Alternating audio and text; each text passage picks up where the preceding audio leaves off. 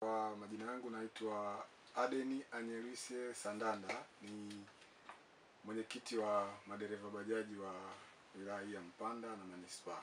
Kwanza nishukuru, ni kweli tumekuwa na mambo mengi hapa katikati ikiwemo makundi na mivutano ya hapa na hapa. Tunashukuru serikali kwa namna moja au nyingine kwa jinsi ambavyo wamepambana.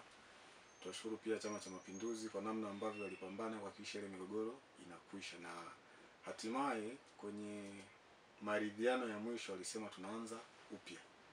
Kwa kuwa tunaanza upya, maelekezo yao yalikuwa ni tuanzie hatua ya awali, kwa maana ya kwamba tuanze na manispaa, twende wilaya, lakini baadaye tuunganishe mkoa mzima.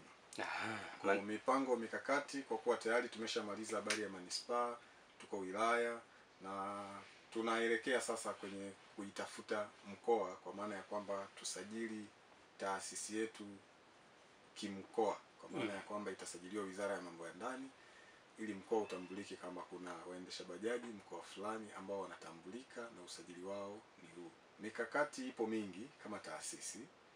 Kwanza ni kuwafanya madereva wawe wamoja. Wakishakuwa wamoja ni rahisi kufanya jambo lolote kwa umoja. Kuzuia ile mivutano, kwa maana ya kwamba mipasuko isiwepo, kuhakikisha kila kitu kinakwenda kama ambavyo wengi wanatamani kiwe.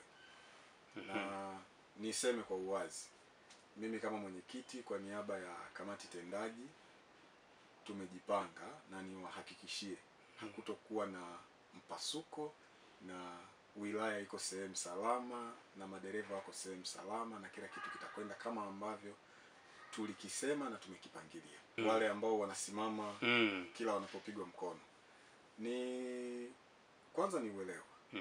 Na kwa kuwa ni uelewa, maana yake hilo ni deni kwangu, kwa maana ya ni namna gani hawa watu wanapata shule. Tunafahamu ukitoka VETA hakuna mafunzo tena.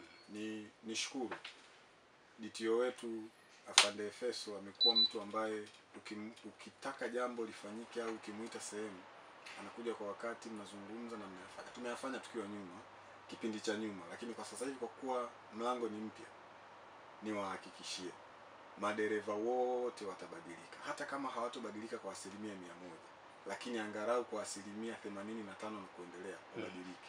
Kwanza kwa kufuata kanuni na taratibu za usalama barabarani.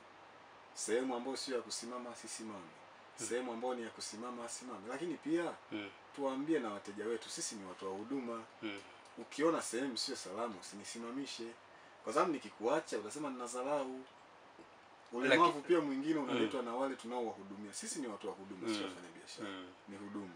Kwa kama ninakuhudumia, siwezi kukuhudumia kwenye mazingira hatarishi. Nikikuacha usiseme wanalinga. Hapana. Au useme hawana adabu. Hapana.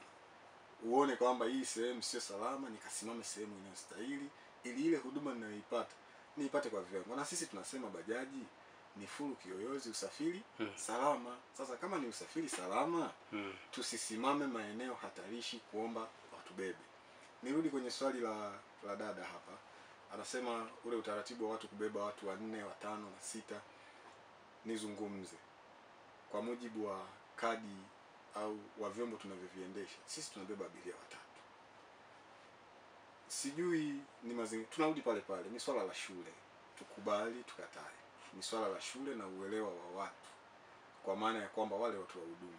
Lakini pia hata wanaohudumiwa, kuna mwingine anaona kabisa imejaa, huwezi kumbebela, anakuambia nina haraka nibebe.